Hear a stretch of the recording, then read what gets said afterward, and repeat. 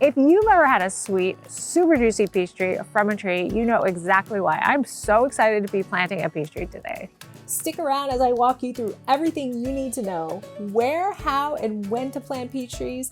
Plus, we'll cover chill requirements, soil prep, pH levels, varieties, pollination, watering, and fertilizing. Hi guys, I'm April from Resprout. Like and subscribe for more garden tips and tutorials from my suburban front yard garden where I help you garden like a boss. Before we get into planting, let's talk a little bit about peach trees so we know what to expect. Peach trees are deciduous, meaning they lose their leaves every year. In the spring, they really shine with pale to hot pink blossoms.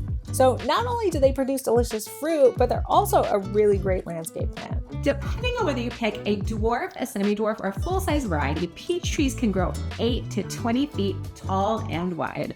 Their final size is mostly determined by the rootstock, which can be a bit confusing since the same variety can be different sizes. For example, my Red Haven peach is on a dwarf rootstock, so it should top out at 8 to 10 feet tall. But you can also get it as a semi-dwarf at 12 to 15 feet if you want something larger.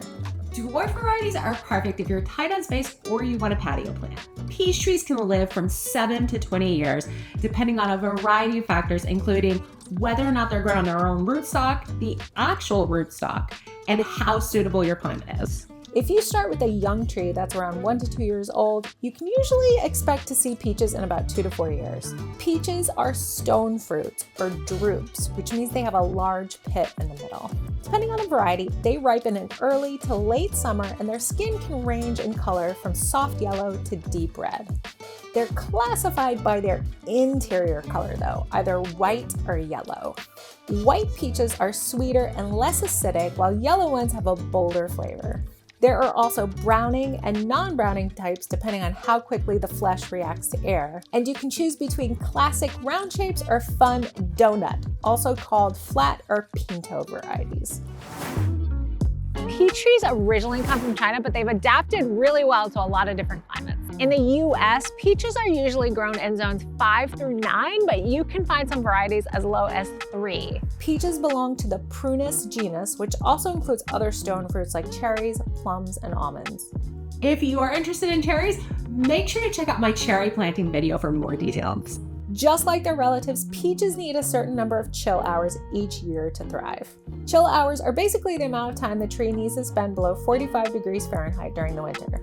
This cold period is super important. It helps the tree rest and reset for the next growing season. Most peach varieties need about 650 to 1,050 chill hours, which translates to about 25 to 38 days of cold weather. Some varieties like my Red Haven need closer to 800 to 950 chill hours. If you live in an area with a decent winter, peaches could be perfect for you.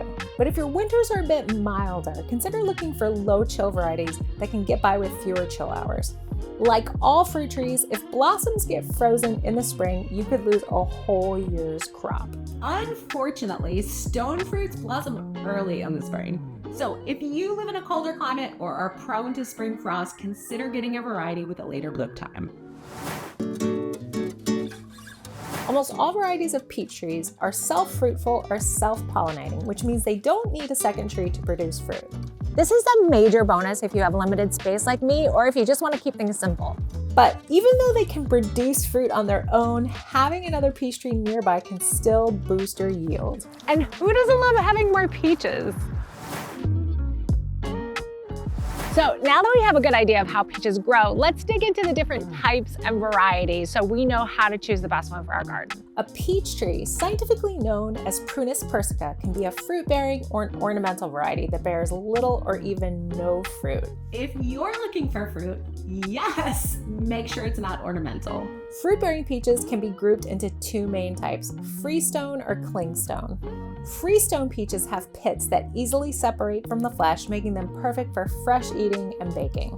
Clingstone peaches have pits that cling to the fruit and are what's called non-melting peaches. They stay firm when mature, which makes them better for canning and preserving. You might also see some varieties labeled semi-freestone and semi-clingstone, which mean the same thing, which is a cross between the two. Me, I went for Freestone because I love eating them fresh, and prying the pit out of there is always one of my pet peeves. Popular Freestone varieties include Red Haven, Contender, Loring, and Alberta. If you're looking for clingstone, varieties like Desert Gold and Spring Snow might be your best bet. For warmer climates, try Florida Prince, Eva's Pride, or Babcock, which need minimal chill hours. And for longer, colder winters, Reliance is a good cold hardy choice. If you're interested in a full variety list, including fruit and tree size, chill hours, zones, shape, fruit color, or whether or not they're freestone or clingstone, check out my website. And if you've had luck with a particular variety, let us all know about it in the comments and your climate. We'd love to hear about it. Now that we got our peach tree, the next thing to do is find the perfect place to plant it. Like most fruit trees, peaches love full sun. That means at least 6 hours of direct sunlight a day, but ideally you want 8 hours or more. If you can plant your peach tree somewhere with some wind protection, even better. Early spring frost can damage the blossoms, which is especially tough for peach trees since they flower early. Avoid planting in low spots, areas that tend to get cold air trapped, or areas not oriented towards the south in the northern hemisphere or to the north in the southern hemisphere. Crazy fact, according to the University of Georgia Extension, you can delay your last frost by up to 5 weeks by choosing one of these bad sites, even in the same growing zone. I'm planting my peach tree on an Espaler trellis, just like my cherry tree on the other side of the window. It gets full sun all day long on the south side of my house. Being close to the house gives it extra warmth from the wall, which holds a lot of heat and provides some extra wind protection. Peach trees are pretty particular about their soil. They need well-draining soil, but still like it to retain some moisture. In fact, if your peach tree's roots are flooded for 72 hours or longer, it will likely die. Less than 72 hours might lead to pathogens building up on the roots. Heavy clay soil holds too much water, but sandy soil drains too quickly. Adding compost can help balance both issues, lightening clay soil and improving moisture retention in sandy soil, all while adding nutrients at the same time. Another way to improve drainage is by planting the peach tree in a raised bed or mound at least 1 to 2 feet high and 3 feet wide. I don't got room for crazy hills like that, but thankfully my soil is naturally well draining. No matter your soil type, it's always a good idea to loosen up the whole area with a garden fork or broad fork to improve drainage and allow the young roots to grow into the surrounding area faster. Getting the soil pH right from the start is so crucial because it's so hard to change once the peach trees are in the ground. You can test your soil using a simple pH tester or a liquid test kit. Make sure to test a few spots in the planting area to get an accurate reading. Peaches prefer slightly acidic soil with a pH between 6.0 and 6.5. If your soil pH is too high, too alkaline, adding sulfur or a soil acidifier will help lower it. If it's too low, too acidic, you can add lime to bring it up. Follow the instructions on your amendment and make sure to work it into the soil to a depth of several inches. One thing you do not need to worry about adding right away is fertilizer. To avoid burning the roots, don't mix nitrogen fertilizer in the planting hole or put it on right after planting. Wait until early spring after planting, then add 1 cup of 10-10-10 fertilizer around the drip line, keeping it away from the trunk. In late spring and midsummer, use half a cup of ammonium nitrate or 1 cup of calcium nitrate fertilizer around the drip line again. The best time to plant peach trees is in winter or early spring before the buds break on the dormant tree. Let's get real, spring can get a little hectic. If you're like me and can't fit everything into your spring schedule, you can still plant peach trees anytime the soil is workable. I'm planting this dormant peach tree in the fall. You can also plant in summer, although you'll need to be more careful about watering it and planting on a shady day to reduce stress on the tree. The exact spot that you plant your peach tree is going to depend on how big you think it's going to grow. The best place to find this info is on the plant tag or from the nursery where you bought it. If you don't have that, you can estimate based on rootstock. Dwarf peach trees should be 8 to 10 feet apart, and semi-dwarf and full size should be 12 to 15 feet apart.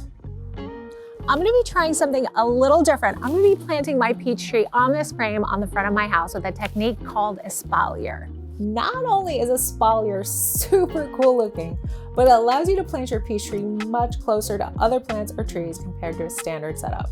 How far apart you space your Espaler trees depends on the design you choose, but keep the trees about 6 to 12 inches away from the wall or frame. I plan to keep perennials here in front, but I might replant because this lavender is definitely getting crazy. I am definitely not an Espaler expert, so if you are, leave a comment down below. We would all love to learn from you. I'll also keep you guys updated on my progress because I'm gonna be doing this with a peach and a cherry tree. So stay tuned for that.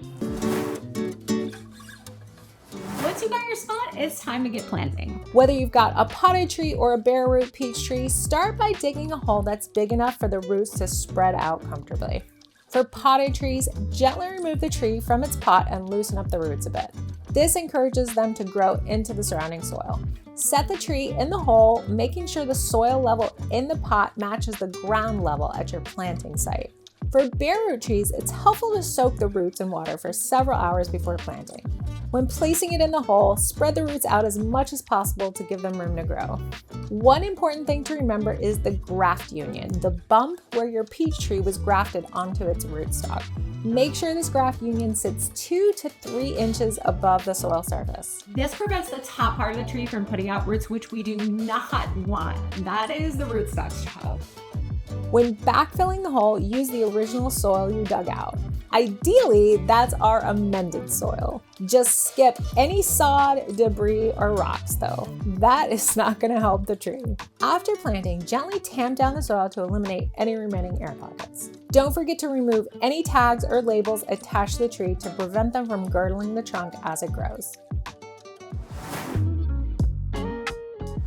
Once your peach tree is in the ground, whether it's bare root or potted, make sure to water it well. This helps reduce transplant shock and settles the soil around the roots. A good soak is key here. You want to aim for about 2 gallons per tree. If you notice that water is running off and not soaking in, you can build a small berm, a little soil hill around the tree to help keep the water where it needs to be until it soaks in properly.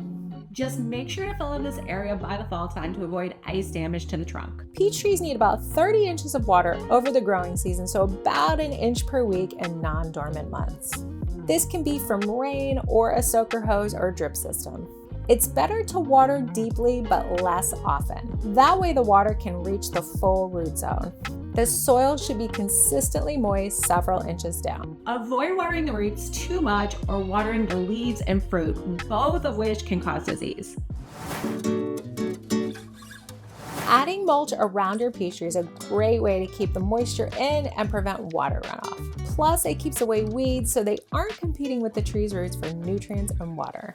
When mulching, be sure to keep it away from the base of the trunk, about a few inches clear. This helps avoid any fungal growth or rot that can happen when mulch is piled up against the tree. You can use wood chips, leaves, straw, or coarse compost.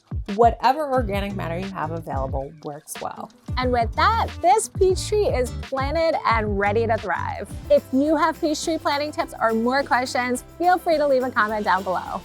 I hope this video helped you out. Remember to sign up for my email newsletter for more garden resources.